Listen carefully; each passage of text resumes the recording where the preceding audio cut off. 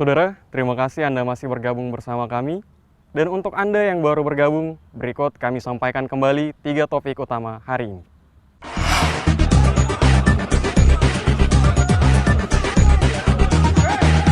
Aksi unjuk rasa menuntut 49 TK asal Cina segera dipulangkan di depan kantor imigrasi kelas 1 Kendari berlangsung ricuh.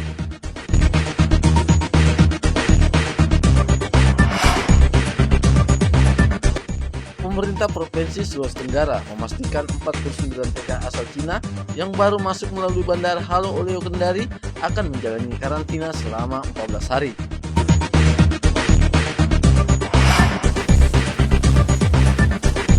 Korupsi pemalsuan data kepemilikan tanah tahun anggaran 2016, 2 oknum ASN Kabupaten Konawe Kepulauan ditangkap pihak kepolisian.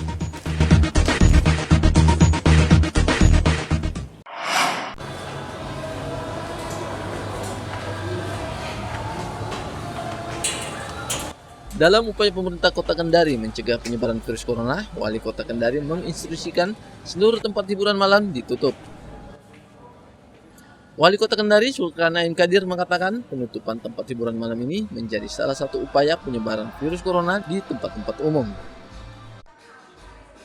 Penutupan dimulai dilaksanakan pada 18 hingga 30 Maret mendatang dan terus menunggu perkembangan informasi dari pemerintah pusat. Maret ini. 31 Maret. Ya, 31 Maret. Nanti kita lihat perkembangannya. Mudah-mudahan langkah-langkah yang kita lakukan ini menjadi efektif sehingga bisa cepat berakhir. Karena sekarang ini tidak lagi waktunya untuk kemudian saling menuntut. Tidak waktunya lagi kita saling menyalahkan, tapi sekarang kesempatan waktunya untuk berkolaborasi, bersinergi. Kalau kita punya kemampuan lakukan. Kalau kita bisa membantu yang lain bersinergi kita bantu. Jadi bukan lagi waktunya itu jadi pahlawan hari ini. Tapi kita bekerja bersama, bersinergi bersama, apa yang kita bisa kita lakukan. Ya, Pak. Selain menutup tempat hiburan malam, Wali Kota Kendari juga telah menyiapkan ruang isolasi pasien suspek corona di Rumah Sakit Kendari sebagai salah satu rumah sakit rujukan pasien suspek corona. Al Ghazali melaporkan dari Kendari. Di sini Pak. Permisi dulu caranya, permisi Pak. Untuk mengantisipasi penyebaran virus corona atau COVID-19, seluruh tamu yang datang di rumah jabatan atau rujak Gubernur Sultra wajib melalui pemeriksaan suhu tubuh. Satu persatu tamu yang datang di rumah jabatan menjalani pemeriksaan suhu tubuh dengan menggunakan alat thermoscanner. Pemeriksaan suhu tubuh itu mulai diberlakukan sebagai upaya antisipasi penyebaran virus corona di rumah jabatan gubernur.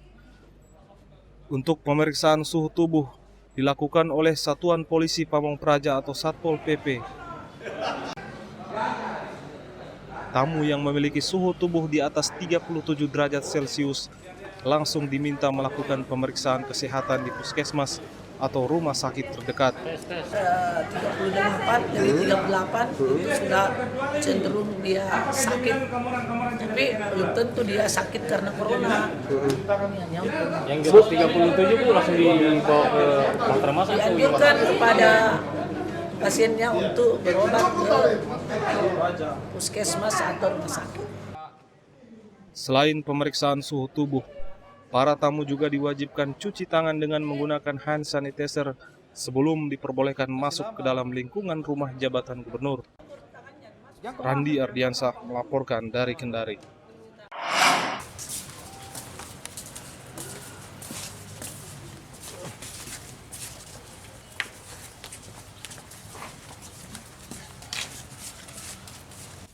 Hasruddin dan Makmun, dua ASN Sekretariat Daerah Kabupaten Konawe Kepulauan Sulawesi Tenggara, ditangkap petugas Satuan Reskrim Polres Kendari atas tindak pidana korupsi pemalsuan data kepemilikan tanah tahun anggaran 2016 lalu pada Rabu pagi 18 Maret 2020. Keduanya ditangkap usai dilakukan audit oleh Badan Pengawas Keuangan dan Pembangunan terkait kegiatan pengadaan tanah lokasi tempat pembuangan akhir sampah seluas 3 hektar yang berada di Desa Morabea, Kecamatan Wawoni, Kabupaten Konawe Kepulauan. Berdasarkan hasil audit perhitungan kerugian oleh BPKP Sultra, telah ditemukan adanya kerugian negara dengan total sebesar 300 juta rupiah. Dari hasil pengungkapan kasus itu, polisi menemukan sejumlah barang bukti dokumen yang telah digunakan tersangka, berupa SK Bupati Konawe Kepulauan nomor 16B tanggal 1 Maret 2016 tentang susunan panitia pengadaan tanah untuk kepentingan umum, serta SK Kabupaten Konawe Kepulauan nomor 30B tanggal 21 April 2016 tentang penetapan lokasi pengadaan tanah, surat penguatan fisik bidang tanah dan surat pengalihan masing-masing, serta dokumen pembayaran. Polres Kendari telah menetapkan tersangka terhadap 2 tersangka oknum PNS pada Sekretariat Daerah Kabupaten Konawe terhadap kegiatan penyalahgunaan pengadaan tanah untuk kepentingan umum mata anggaran tahun 2016 yang telah dilakukan penyidikan dari tahun 2019. Terhadap tersangka kita kenakan pasal 2, pasal 3, pasal 9 Undang-Undang nomor 20 tahun 2001 tentang pemberantasan tindak pidana korupsi. Dengan modus operandi, kedua tersangka ini bersama-sama melakukan pemalsuan terhadap data kepemilikan tanah sebagai dasar untuk dilakukan pembayaran dalam pengadaan tanah lokasi TPA yang berada di daerah Konawe Kepulauan. Hasil pembayaran tersebut dipergunakan untuk kepentingan pribadi 2 tersangka.